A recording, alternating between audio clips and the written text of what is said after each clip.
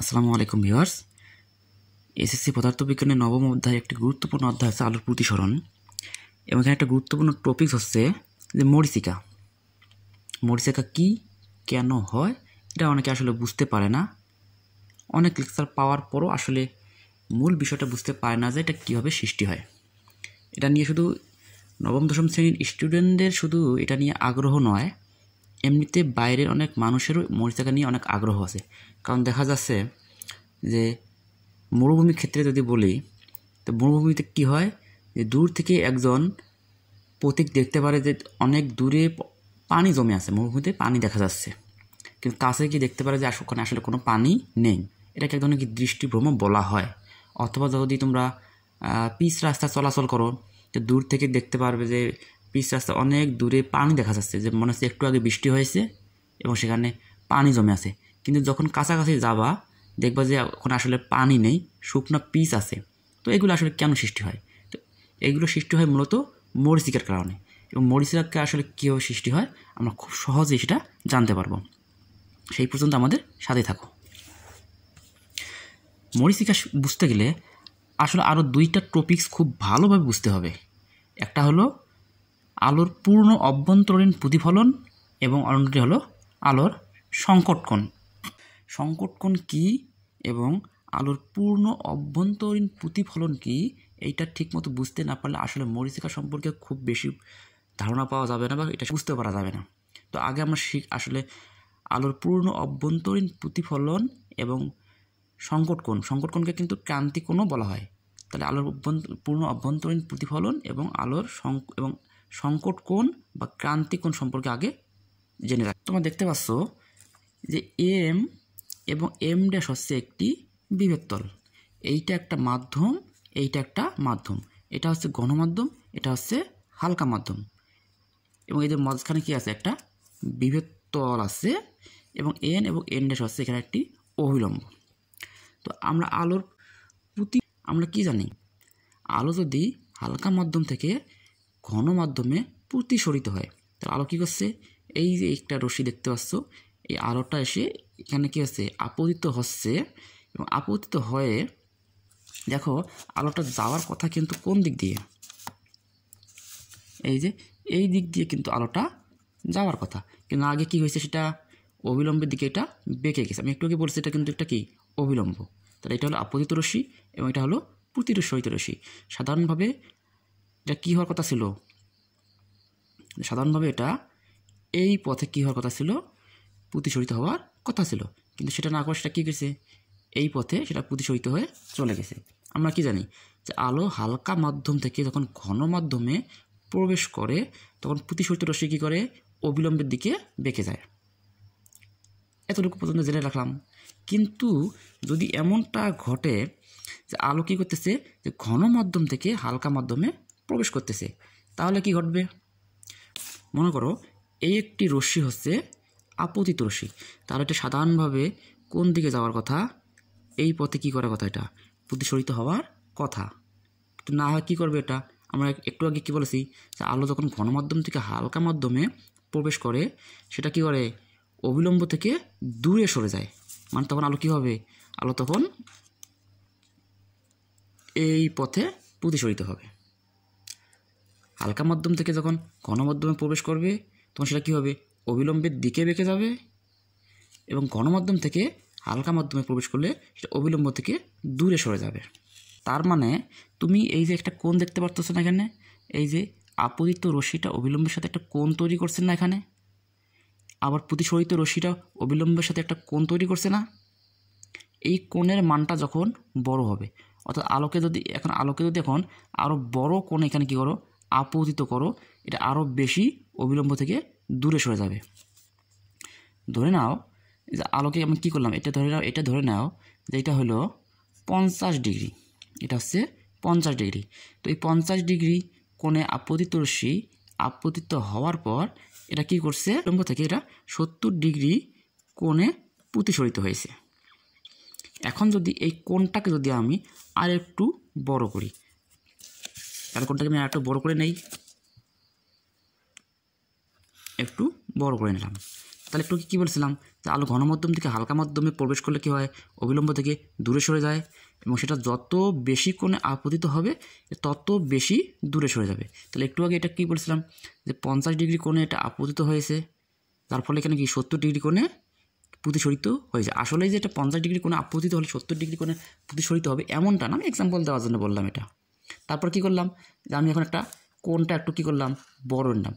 আপতিত রশ্মিটা এখন কী করছে, অবিলম্বের সাথে আর একটু বড় কোণে কী হয়েছে, আপতিত হয়েছে। তাহলে প্রতিসরিত রশ্মিটা কী হবে, তাহলে প্রতিসরিত রশ্মিটা আরও বেঁকে যাবে। কোন দিকে বেঁকে যাবে, অবিলম্ব থেকে দূরে সরে যাবে। এটা যত বড় কোণে আপতিত হবে, এটা কী হবে, তত বড় কোণে এটা প্রতিসরিত হবে। তো ধরলাম যে 50 ডিগ্রি থেকে এটা এখন কী করছো, যে 55 ডিগ্রি কোণে এটা কী করছে, আপতিত হয়েছে। এখন এখানে কি হচ্ছে, যার ফলে এখানে 70 থেকে 80 ডিগ্রি, এই যে কোণটা দেখতেছে না, ধরুন এই কোণটা হলো 80 ডিগ্রি কোণে এখন সেটা প্রতিসরিত হয়েছে এবং সেটা কি অবশ্য অবিলম্ব থেকে দূরে সরে যাবে, যেহেতু আলো ঘন মাধ্যম থেকে হালকা মাধ্যমে প্রবেশ করছে। এখন যদি এমনটা হয় যে আলো আমি আর একটু বড় অবিলম্বের সাথে আর একটু বড় কোণে কী করলাম, আপতিত করলাম, তাহলে এই যে কোণটা সৃষ্টি হয়েছে, এটা অবিলম্বের সাথে এই কোণটা সৃষ্টি হয়েছে, ঠিক আছে। তাহলে এই কোণের মানটা কত, ধরে নাও এই কোণের মানটা হচ্ছে 60 ডিগ্রি। এই কোণটা এই যে এই দুটো বাদ, এখন এই দুটো এখন কী করবা, বাদ দিবা। ধরে নাও যে এটা না, এটা সরাসরি কী করছে, সরাসরি আলো এখন অবিলম্বের সাথে 60 ডিগ্রি কোণে আপতিত হয়েছে। তো 60 ডিগ্রি কোণে আপতিত হওয়ার কারণে যেহেতু কোণটা এখন আরও বড় হয়ে গেছে, তার মানে প্রতিসরিত রশ্মিটাও কী হয়ে যাবে, অবিলম্বের সাথে আরও দূরে সরে যাবে। তার মানে প্রতিসরিত রশ্মির কোণটাও কী হয়ে যাবে, আরও বড় হয়ে যাবে। আর একটু আগে কত ছিল, ওটা প্রথমে ছিল 70, আর একটু যখন এটা আমি আর একটু 55 ডিগ্রি করছি তখন সেটা কত হয়েছে, 80 ডিগ্রি হয়েছে। এখন আমি যদি এটা 60 ডিগ্রি করলাম, তা ধরে নাও এটা তখন কী হবে, যেটা এখন 90 ডিগ্রি হয়ে গেছে। এই এখন কী হয়ে গেছে, 60 ডিগ্রি কোণে এটা আপতিত হলো, হ্যাঁ, হওয়ার পরটা কী করছে, যে এখন প্রতিসরিত রশ্মিটা এখন 90 ডিগ্রি হয়েছে। তো 90 ডিগ্রি হলে আলোর কোন দিক দিয়ে প্রতিসরিত হবে, এই বিভেদ তল দিয়ে প্রতিসরিত হবে। আমরা কি জানি যে এই পুরো কোণটাই হয়েছে 90 ডিগ্রি, এটা 90 ডিগ্রি, এটা 90 ডিগ্রি, এটা 90 ডিগ্রি, এটাও 90 ডিগ্রি। তাহলে পুরো কোণটা তার কত হলো, 90 ডিগ্রি। আমি আবার আরেকটু রিপিট করি, আলো যখন এই কোণে মানে 50 ডিগ্রি কোণে আপতিত করা হয়েছে, তখন সেটা কী করছে, 70 ডিগ্রি কোণে প্রতিসরিত হয়েছে, অর্থাৎ অবিলম্ব থেকে দূরে সরে গেছে। কোণ যখন আরেকটু বড় করছি, এটা আরও বড় হয়ে গেছে, এবং কোণ যখন আমি আরেকটু বড় করছি, এটা কী হয়ে গেছে, আরও বড় হয়েছে, এবং এতটা বড় হয়ে গেছে এটা পুরো 90 ডিগ্রি হয়ে গেছে। তো 90 ডিগ্রি হলে আলো প্রতিসরিত রশ্মি কোণটা হবে, প্রতিসরিত রশ্মি হবে এই যে এটা। তার মানে আলো কী করতেছে, অবিলম্বের সাথে 90 ডিগ্রি কোণে এই বিভেদ তল দিয়ে সেটা প্রতিসরিত হয়েছে। এখানে একটা মজার জিনিস ঘটে, সেটা হলো যখন এই প্রতিসরণ কোণটা 90 ডিগ্রি হয়ে যাবে, তখন তুমি এখন আপতন কোণ কত বড় করো। ধরে নাও 60 ডিগ্রি থেকে এখন এটা কী করছো, এখন এটা 70 ডিগ্রি করছো। 70 ডিগ্রি করে আলোকে এখন কী করলো, এখানে আপতিত করলা। মজার বিষয়টা হলো যে তুমি যখন এটা আরও বড় করতেছো, এটা 90 ডিগ্রি হওয়ার পর এই কোণটা কিন্তু আর বাড়তেছে না। প্রথমে 50 ডিগ্রি কোণে আপতিত হয়েছে, তো এখানে 70 ডিগ্রি, 55 ডিগ্রিতে আপতিত হয়েছে, এখানে 80 ডিগ্রি, এখানে 60 ডিগ্রি হয়েছে, এখানে কত হয়েছে, 90 ডিগ্রি কোণে এটা প্রতিসরিত হয়েছে। এখন তুমি কি করবা, যখন এটা 90 ডিগ্রি হয়ে যাবে তখন তুমি এখানে কোণটা কত বড় করো, এটা কিন্তু আর কি হবে না, এই কোণটা কিন্তু আর বাড়বে না, অর্থাৎ এখানে আর কোনো আলো এখানে প্রতিসরিত হবে না।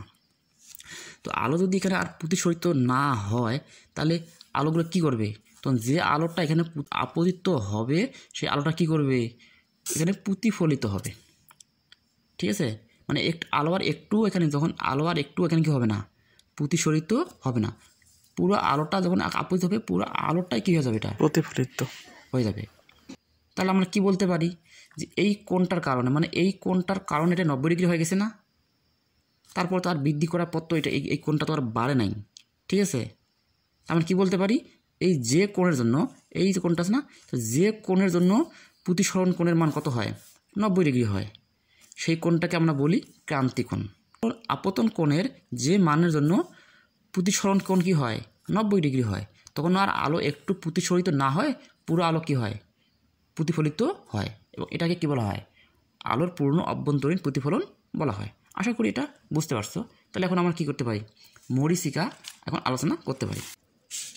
তাহলে দেখো এখন আমরা সরাসরি মরীচিকা আলোচনা করি। তা আমি সেখানে কী বলছিলাম, আলো যখন ঘন মাধ্যম থেকে হালকা মাধ্যমে প্রবেশ করে তখন আলো কী করে, আলো অবিলম্ব থেকে দূরে সরে যায় এবং দূরে সরতে সরতে একটা সময় কী হয়ে যায়, আপতন করে যে মানের জন্য প্রতিসরণ কোণটা 90 ডিগ্রি হয়ে যায়, তখন আর আলো একটুও কী করে না, প্রতিসরিত হয় না, তখন পুরো আলোটা কী হয়ে যায়, প্রতিফলিত হয়ে যায় এবং এটাকে আলোর পূর্ণ অভ্যন্তরীণ প্রতিফলন বলা হয়।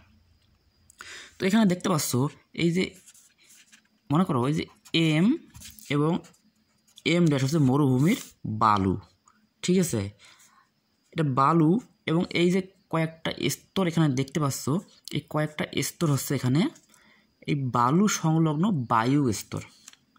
তো মরুভূমির প্রচণ্ড তাপের কারণে এই বালু সংলগ্ন এই যে বায়ুগুলো আছে না, এগুলো কি হয়, উত্তপ্ত হয়। আর বায়ু উত্তপ্ত হলে কি হয়, সেটা হালকা হয়ে যায়।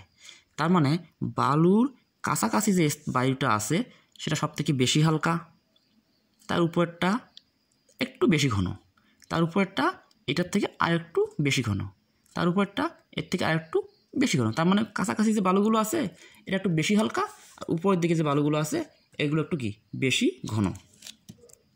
প্রতিফলনের ক্ষেত্রে কি হয়, মনে করো যে একটা গাছ দেখতে পাচ্ছ, এখানে একটা কি দেখতে পাচ্ছ, সূর্য দেখতে পাচ্ছ। আলো যখন কি হচ্ছে যে এই গাছের মধ্যে প্রতিফলিত হয়ে এই বালুর মধ্যে কি করতেছে, প্রবেশ করার চেষ্টা করতেছে। আপনারা এখানে প্রবেশ, অথবা আলো সূর্য থেকে সরাসরি কী হইতেছে, এই বালুতে চলে আসতেছে। তো যখন আলো কী করতেছে, এই গাছের মধ্যে প্রতিফলিত হয়ে এই বালুর দিকে আসতেছে, তখন সে কী করতেছে, এই যে উত্তপ্ত বায়ুগুলোর মধ্যে প্রবেশ করতেছে না, আমি একটু আগে কী বলছিলাম যে এই বায়ুগুলো তুলনামূলক একটু ঘন, নিচে বায়ুগুলো এই উপরের বায়ুর তুলনায় একটু হালকা। তার মানে আলো কোথায় প্রবেশ করতেছে, এগুলো তাহলে ঘন মাধ্যম, তার নিচেরগুলো তাহলে কি হালকা মাধ্যম না। ধরে নাও এই মাধ্যমটা হচ্ছে ঘন, তার তুলনায় এই মাধ্যমটা হচ্ছে হালকা। তাহলে আলো যখন এখানে আপতিত হবে তাহলে প্রতিসরিত হবে কীভাবে, ধরে নাও এই রশ্মিটা এখানে আপতিত হলো, মনে মনে এখানে কল্পিত একটু অবিলম্ব কল্পনা করো। আমি কি বলছিলাম যে ঘন মাধ্যম থেকে হালকা মাধ্যমে আলো প্রবেশ করলে সেটা অবিলম্ব থেকে দূরে সরে যাবে। ধরে নাও এটা দূরে সরে গেল, দূরে কী হয়েছে, এইভাবে এটা কী হয়ে গেল, প্রতিসরিত হয়ে গেল। যার প্রতিসরিত হওয়ার কথা কোন দিকে, এই দিকে, কিন্তু এটা কী হয়ে গেছে, অবিলম্ব থেকে যে দূরে সরে গেছে। কেন, এই যে ঘন মাধ্যম থেকে হালকা মাধ্যমে প্রবেশ করতেছে, তারপর সে যখন আরেকটা স্তরে প্রবেশ করতেছে, তার মানে কোথায়, এই স্তরে সে এইটা তাহলে বিভবতল, তার মানে এই স্তরের থেকে এই স্তরটা কি একটু বেশি হালকা, এর তুলনায় এটা একটু বেশি ঘন। তার মানে ঘন থেকে কী করতেছে, হালকাতে প্রবেশ করতেছে। তাহলে সে প্রবেশ করলো, এই মাধ্যমে সে কী করলো, এখন প্রবেশ করলো। মনে মনে এখানে একটা অবিলম্ব কী করে নাও, কল্পনা করে নাও। তার মানে যেহেতু ঘন মাধ্যম থেকে সে কী করতেছে, হালকা মাধ্যমে প্রবেশ করতেছে, তার মানে সেটা কী করবে, আরও বড় কোণে সেটা কী করবে, প্রতিসরিত হবে। হ্যাঁ, আবার কী করছে, আবার তোমার এই মাধ্যম থেকে সে আবার কী করতেছে, এই মাধ্যমে প্রবেশ করতেছে, ঠিক আছে। তাহলে এই যে কোণগুলো প্রথমে যখন সে প্রতিসরিত হয়েছে, এর থেকে এই কোণগুলো একটু কী হয়ে যাচ্ছে, বড় হয়ে যাচ্ছে না। এই আপতন কোণগুলো কী হচ্ছে, তখন বড় হতে হতে একটা সময়টা কী কোথায় যাবে, একটা সময়টা সংকট কোণে পৌঁছে যাবে। তার মানে গণমাধ্যম থেকে যে হালকা মাধ্যমে যখন প্রবেশ করতেছে তখন এটা কী হইতেছে, অবিলম্ব থেকে আরও দূরে কী হইতেছে, এটা প্রতিসরিত হইতেছে। এবং এইভাবে কি আলো প্রতিসরিত হইতে হইতে এই যে লাস্ট আপতন কোণটা কী হয়ে যাবে, লাস্ট আপতন কোণটা এমন একটা কোণে পৌঁছে যাবে যার কারণে প্রতিসরণ কোণটা কী হয়ে যাবে, অবিলম্বের সাথে 90 ডিগ্রি হয়ে যাবে। যখনই প্রতিসরণ কোণটা 90 ডিগ্রি কোণে এই বালুর মধ্যে এসে কী হয়ে যাবে, আপতিত হবে, তখন আর আলো কী করবে না, একটু এখানে প্রতিসরিত হবে না। আমি একটু আগে বলছিলাম কি, আলো যখন ক্রান্তি কোণে পৌঁছে, মানে আপতন কোণটা যখন কী হয়, ক্রান্তি কোণে পৌঁছে যায়, এখানে আলো আপতিত হচ্ছে এবং এখানে যে কোনো আপতিত হয়েছে, এই মাধ্যমের মধ্যে আরেকটু বেশি কোণে আপতিত হয়েছে, এই মাধ্যমে আরেকটু বেশি কোণে আপতিত হয়েছে। এইভাবে বেশি কোণে আপতিত হতে হতে এটা যখন কী হয়ে যাবে, ক্রান্তি কোণে পৌঁছে যাবে। যখন এটা ক্রান্তি কোণে পৌঁছে যাবে তখন প্রতিসরণ কোণটা কী হয়ে যাবে, 90 ডিগ্রিতে পৌঁছে যাবে। এবং প্রতিসরণ কোণ যখন 90 ডিগ্রি পৌঁছে যাবে তখন কি আলো একটু প্রতিফলিত হবে? কখনোই না। তখন আলো কী হবে? আলোর তখন পূর্ণ অভ্যন্তরীণ প্রতিফলিত হবে। তার মানে কি আলো একটু প্রতিফলিত না হয়ে পুরো আলোটা কী হয়ে যাবে? প্রতিফলিত হবে। এবং পুরো আলোটা প্রতিফলিত হয়ে কী করবে? এই যে একটা এখানে একটা ব্যক্তি দেখতে পাচ্ছ, এই ব্যক্তির এখানে চোখে এসে কী হয়ে যাবে? এটা প্রতিফলিত হবে। ঠিক আছে? এবং এই যে প্রতিফলিত রশ্মিটা আছে না, এই প্রতিফলিত রশ্মিকে পিছন দিকে যদি বর্ধিত করো, হ্যাঁ, পিছন দিকে বর্ধিত করলে এই জায়গায় এসে কী হবে? এই গাছটার একটা প্রতিবিম্ব সৃষ্টি হবে। প্রতিবিম্ব নিয়ম যেহেতু জানো তোমরা, আমি আশা করি তোমরা প্রতিবিম্ব নিয়মটা জানো, যে প্রতিফলিত রশ্মিকে কী করতে হয়? পিছন দিকে যদি একটা কল্পিত রেখা টানি, হ্যাঁ, তাহলে সেই জায়গায় একটা কী হয়? একটা অবাস্তব প্রতিবিম্ব সৃষ্টি হয়। তখন এই ব্যক্তি কী দেখতে পারবে? এই ব্যক্তি গাছটা এখানে দেখতে না পারে, এই গাছের একটা প্রতিবিম্ব এই জায়গায় দেখতে পারবে। তখন সে মনে করবে কি এই জায়গায় আসলে গাছটা আছে। মূলত সে কী করতেছে? গাছের একটা কল্পিত প্রতিবিম্ব এখানে, বা গাছের একটা অবাস্তব প্রতিবিম্ব এখানে দেখতে পাচ্ছে। ঠিক আছে? তখন তার মনে হবে যে গাছটা এই জায়গায় নয়, গাছটা এই জায়গায় আছে। এবং বাতাসের প্রবাহের কারণে এই প্রতিবিম্বটা যখন কী হবে? একটু কাঁপাকাঁপি করবে। ঠিক আছে? তখন এটাকে কী দেখা যাবে? দূর থেকে কিছুটা পানির মতো দেখা যাবে। একই নিয়ম হয়েছে সূর্যের ক্ষেত্রেও। সূর্য থেকেও যখন আলো যখন কী হবে? এখানে আপতিত হবে, হ্যাঁ, আপতিত হয় তখন এটা কী হয়ে যাবে? যেহেতু এটা কী হতেছে? ঘনমাধ্যম থেকে হালকা মাধ্যমে প্রবেশ করতেছে, তার মানে প্রতিসরণ কোণটা বড় হয়ে যাবে, অর্থাৎ এটা অবিলম্ব থেকে দূরে সরে যাবে।